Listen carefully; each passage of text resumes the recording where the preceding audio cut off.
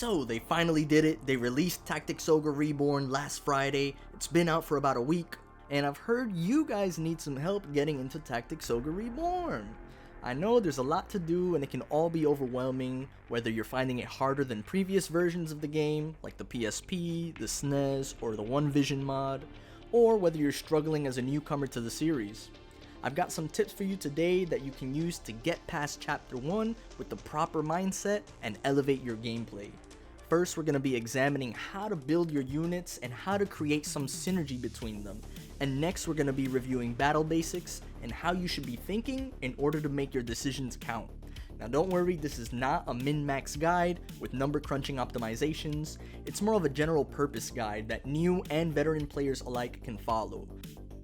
Hopefully, you'll have a better understanding of Ogre Reborn, and you'll be equipped to enjoy this top-tier storytelling experience. Now, how to build your units. Let's go over Denam and the rest of the uniques, as well as some generics too. So Denam and uniques are simple. Uniques are anyone that has a distinct sprite, basically, and a distinct portrait as well. They're basically like important characters.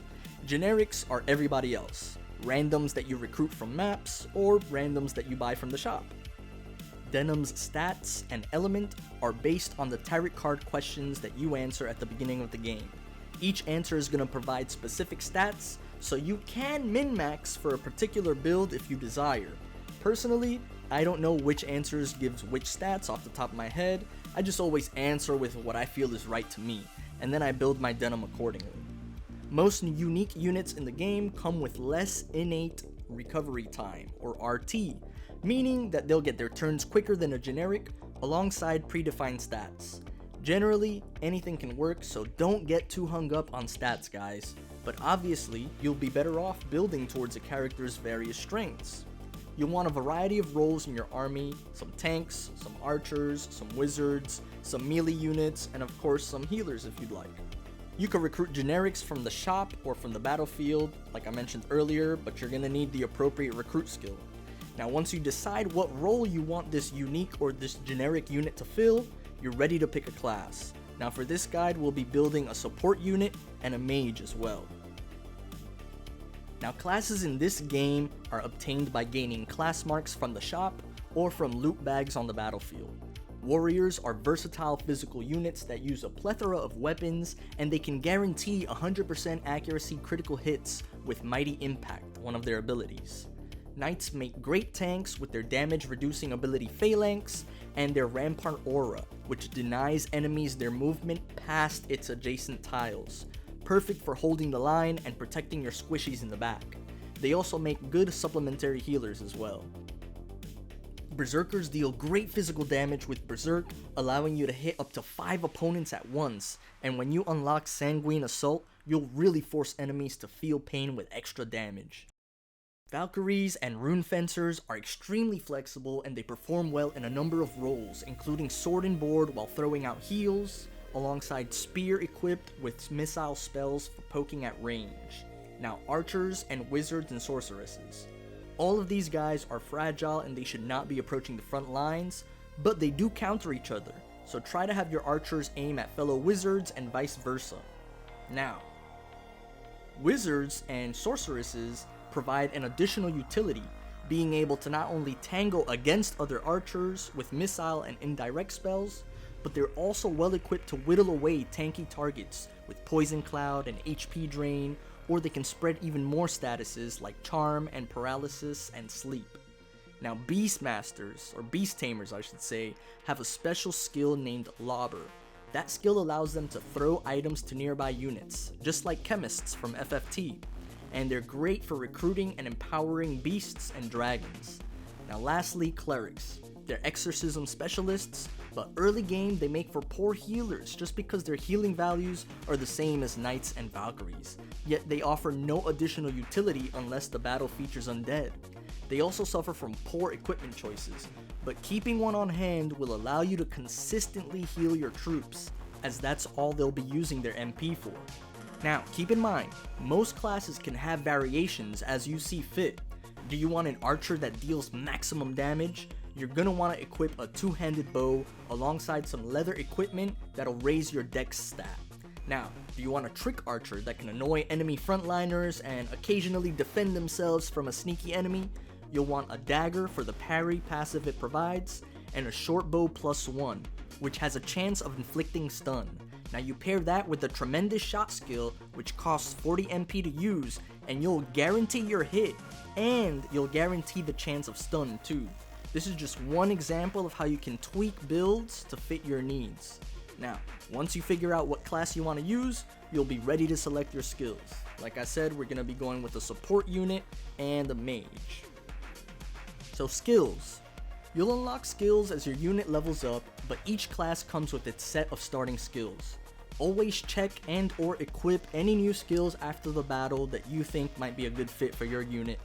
You'll notice that some require MP to use, while others are passive and grant you an array of advantages. Other skills can activate randomly during battle too. You'll always want to equip a weapon skill. This allows your weapon to deal more damage as the corresponding weapon skill levels up from both physical hits and or your spell usage, and it unlocks a weapon specific finisher every 10 skill levels. These are powerful attacks that cost MP and can change the tide of battle. So, let's say we want this support unit to consistently buff our troops, stay alive, and harass enemy frontliners. What would we pick?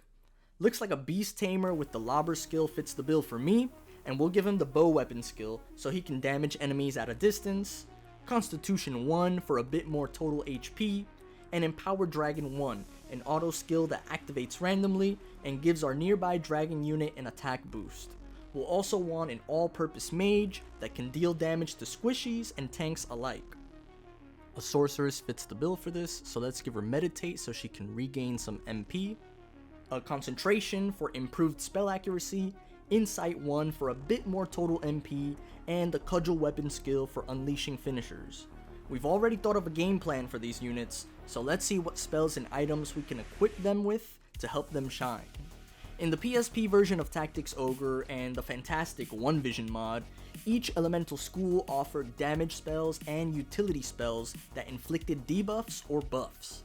Elemental schools in Reborn are limited to damage, while the light and dark schools have most of the buffs and debuffs respectively. Our mage unit is going to want a missile spell that matches their element alongside a matching indirect spell which does not require a line of sight to land. Additionally, they'll also be leveling their cudgel weapon rank every time they use spells on enemies. Those will help against squishy units, but what about tanks and knights? I'm thinking Poison Cloud deals excellent damage every turn and can land on up to 5 units as well. We can round out the spell selection with Charm, which is going to make an enemy unit help us for a few turns or until they take damage, and this is excellent for getting rid of a problem unit while you readjust your strategy, gaining a bit of extra damage here and there, or even securing a KO. Most physical units won't have to worry about spells. Now that we have our skills and or spells, let's move on to items, which are essential. Items. If you have a bad habit of hoarding items and not using them because it feels cheap, or this, that, and the third, let me tell you right now, you're probably going to struggle more than you have to. You start the game with 30,000 goth for a reason, guys. And items provide key buffs and debuffs that are no longer present during the early game, such as Strengthen, a status that grants a bonus to physical attack, Fortify, a status that grants a bonus to defense, Weaken, a status that reduces an enemy's physical attack, and Breached, a status that reduces their defense. I encourage you to go into the shop and experiment, find which items you like best, and which synergize best with whatever you're trying to do and whatever units you're trying to build. Now for my mage, I'll be taking a couple of offensive options. First, Black Lizard Powder, which gives us Spell Strike, a status that grants additional accuracy. Just in case Concentration, which we took as part of our skills, doesn't activate on any given turn. And Spirit Stone of the Stars, which gives us Spellcraft, a status that grants a bonus to magic damage. I'm also going to be taking Fruit of the Adept, which restores 10% of our maximum HP and MP. Now remember, I took Insight 1 as part of my skills for a bit of extra MP, and this affects the amount restored too. Now we're taking Fruit of the Adept, just in case Meditate doesn't activate on any given turn, I'll be able to have some MP next time to really do what I need to do. Lastly, we're going to be taking a Mending Seed, which recovers 300 HP in the off chance that an archer deals heavy damage to us. Now, remember our supporting Beast Tamer? Let's give him 2 Arion Plumes to lob at our frontliners. These will grant Strengthen, which is going to allow our friendlies to deal more damage for a few turns. And let's also give him Dynast King's Mead, an item that will toss at an enemy to give them Breached, which is going to be huge. See the synergy there? That combo is going to make a huge difference with our damage and our numbers, and it even allows your archers to do respectable damage to heavy units as well. Now lastly, we'll give him a Mending Seed as well to toss at any friendly nearby unit that needs it. Now that just leaves us with equipment, so let's get on with deciding what these guys are going to wear into battle. Equipment. Understanding what we wanted these units to do and equipping them with the skills and items that'll help them accomplish those functions makes this choice easy.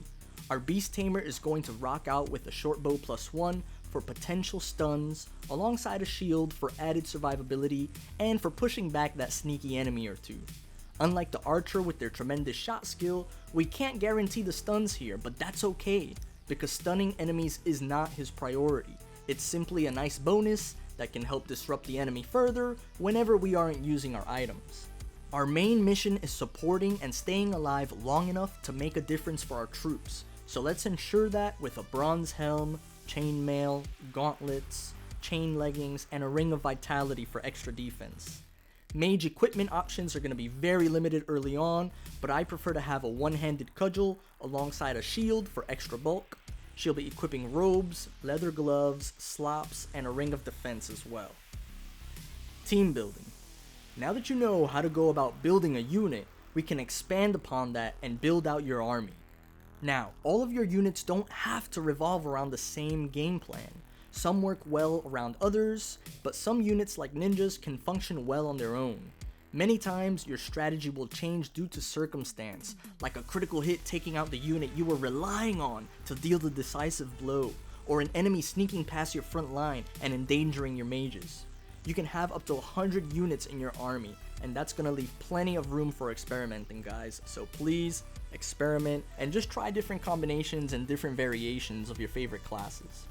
Now, should all your units vary in elements or share the same element? Either works. A variety will give you more consistent damage across the board though. Using an army of, let's say, I don't know, fire elemental units means that they will all deal increased damage and take reduced damage when facing ice element units. This same fire-based composition will also deal reduced damage to and take increased damage from water elemental units. Now, if you'd like, you can try to match your unit to whichever weapon finisher you find most useful. Using a charm to change your hammer user's element to ice translates to extra damage when you use the Tyrant's Mace, the ice-based hammer level 10 finisher, and even more damage if the enemy is an air-based unit on top of that. And now, let's get on to how you can try to think of battle and how to really understand the flow of things, because most of your time in this game is going to be spent in battles. In order to help you understand the flow of battle, I want to break it all down into a couple of different categories, and the first one is your turn.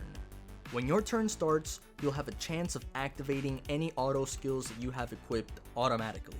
After that, you're free to move, and unlike in Final Fantasy Tactics, you can actually change your move destination if you find a better position even after you've moved.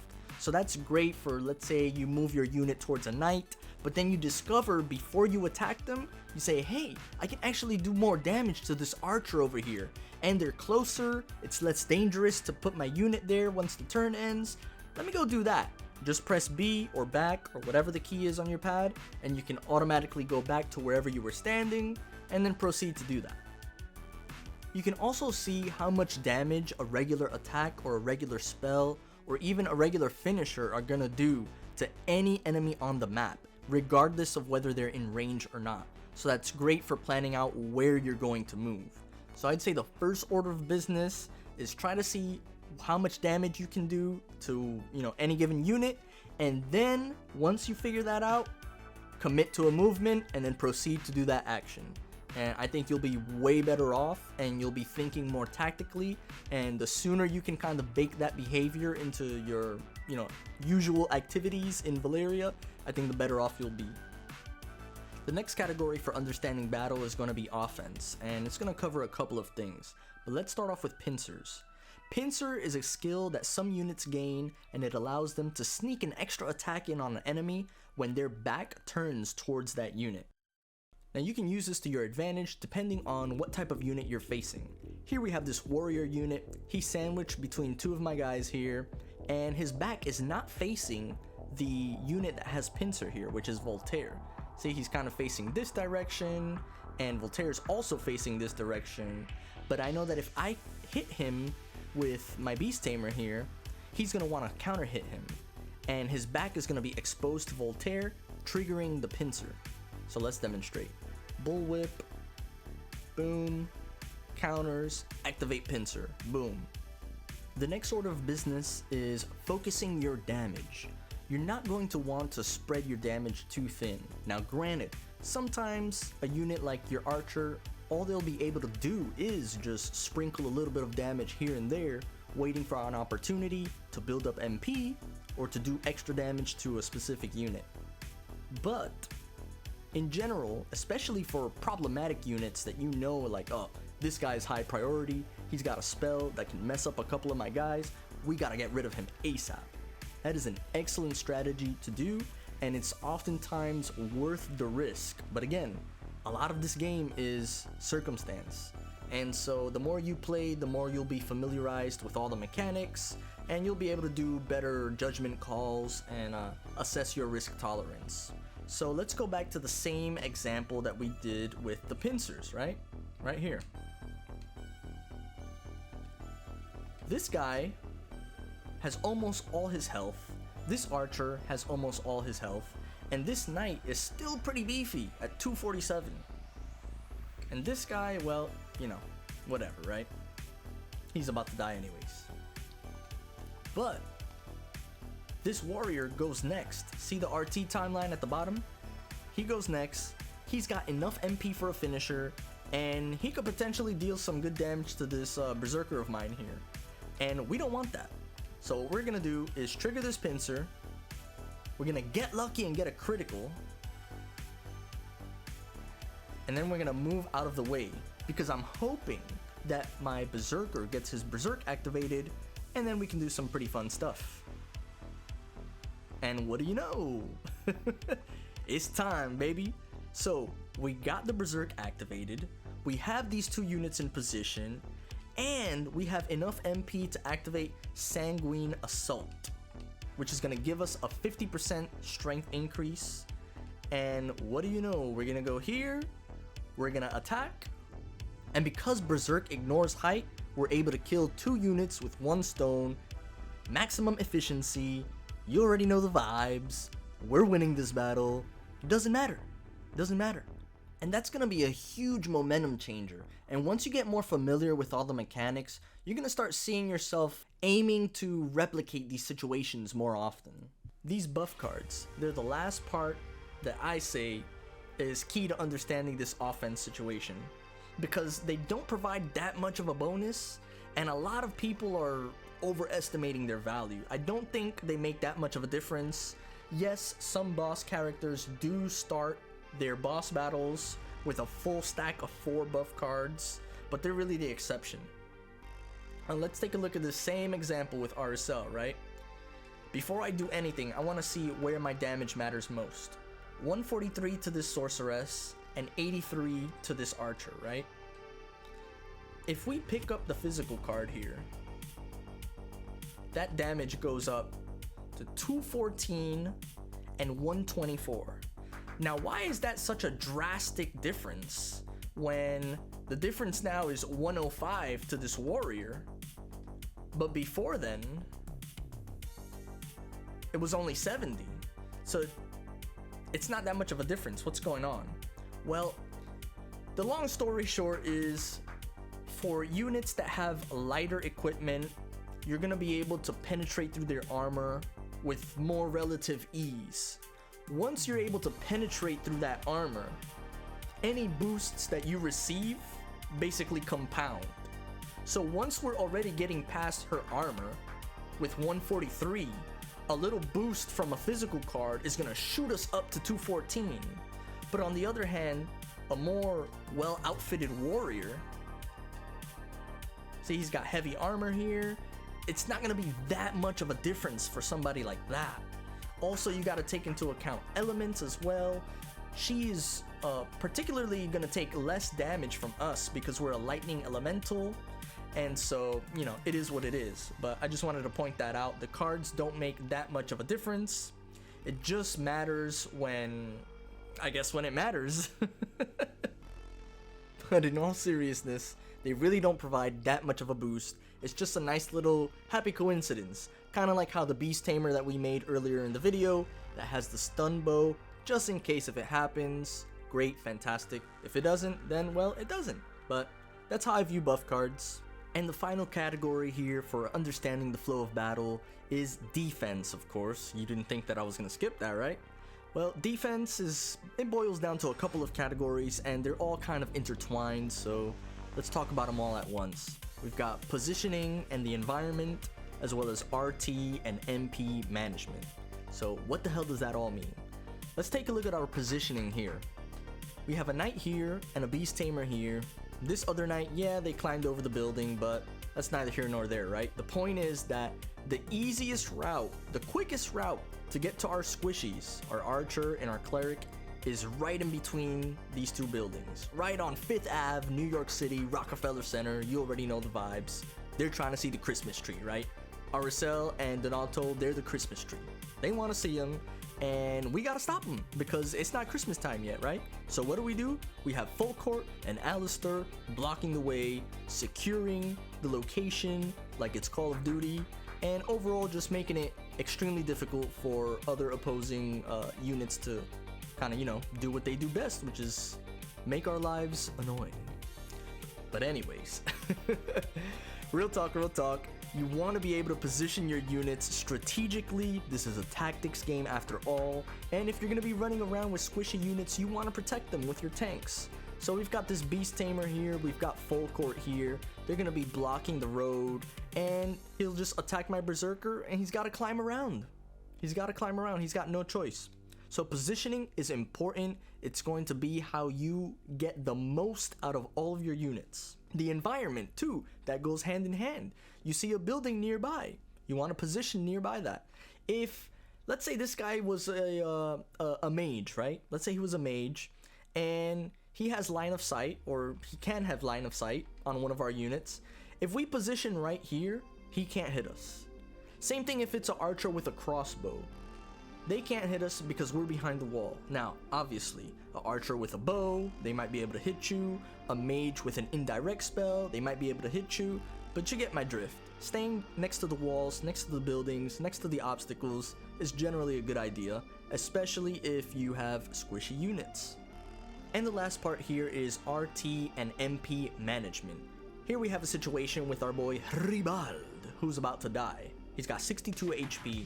Now, whose turn is it? Alistair, right? How much RT does this whip give us? 31 RT per swing, right? 31 additional RT on top of whatever our base is. It's like 100 or something, right? With all our equipment and the class's natural speed, takes about 100 RT for us to get our next turn, right? Give or take. Swinging this whip is gonna give us 31 RT. But he's already almost dead, right? Imagine if Alistair for a quick second had this shield on him, the Aspis +1. Every time we use this shield to hit somebody and knock them back, it only adds 16 RT to the counter. So if you find yourself in a situation like this, why would you ever go up to him and hit him with the whip and give yourself 32 RT when you could just, assuming he had the shield here, you could just use that and save yourself 16 additional recovery time points or whatever. So definitely something to consider, especially when you're trying to squeeze that extra bit of juice out of your units, when things are dire, the difficulty is getting crazy, you're in the middle of a boss fight, you know, you want to be able to cut the corners that you can actually cut, you know what I'm saying? And then moving on to MP management. As the battle goes on, you're going to be gaining MP, which you could use on several abilities, or you can save it up and finisher spam a dangerous target. In this situation, Mighty Impact and Sonic Blade both have the same MP cost, but you can see here Sonic Blade is only going to add 15 additional RT versus Mighty Impact, which is going to add 18 additional RT. But there are certain caveats. Mighty Impact can push a unit back and trigger a pincer to add on to more damage. Or I can just do a Sonic Blade, which is not going to initiate any counter hits on the enemy, and you know, that has its own benefits too. So really you just have to consider, alright, I've got some MP, what's the best approach for this particular situation in this moment, and whatever I decide, can I capitalize on that with my next unit, or maybe 2 units down the line, right? If I leave them weak enough with the finisher, then maybe RSL can come and finish them off with an arrow. Or maybe if I already know that RSL can't do enough damage to finish them off, then maybe I might just go with a Mighty Strike. Boom, critical hit, push them back, activate the pincer, and then maybe it's my Berserker with Sanguine Assault already loaded up. Boom, he does all the damage I need, way more than RSL. Was it worth it? Probably worth it. So that's all there is to defense, y'all, and that's all there is to battling. Before we end with a little review, I'd like to highlight 2 important details that I forgot, namely Chariot and Scouting. Chariot is a feature that allows you to rewind turns in order to get a favorable outcome. My suggestion to newbies is to try it, but do not rely on it.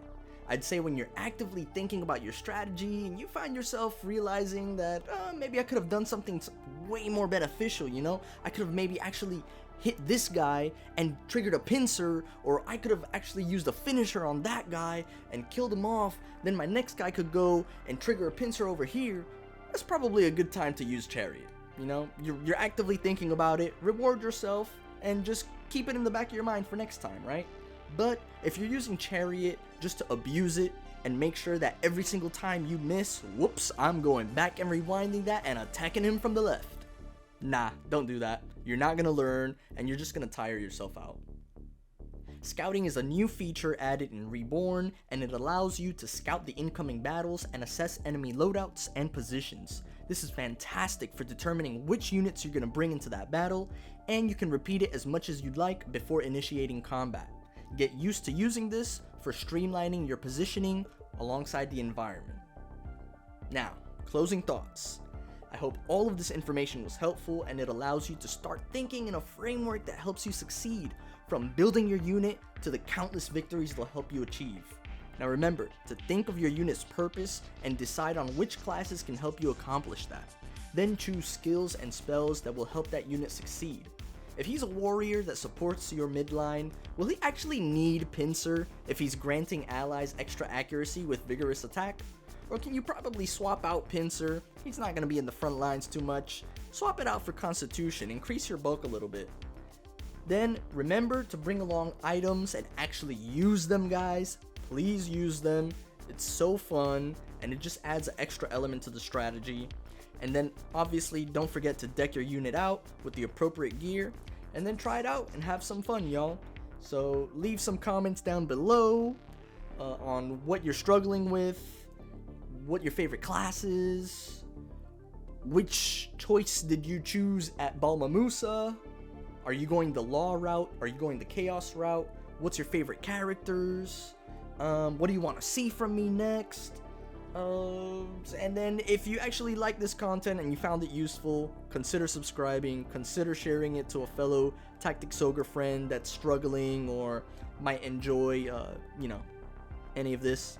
And yeah, I'll catch you guys next time. Later.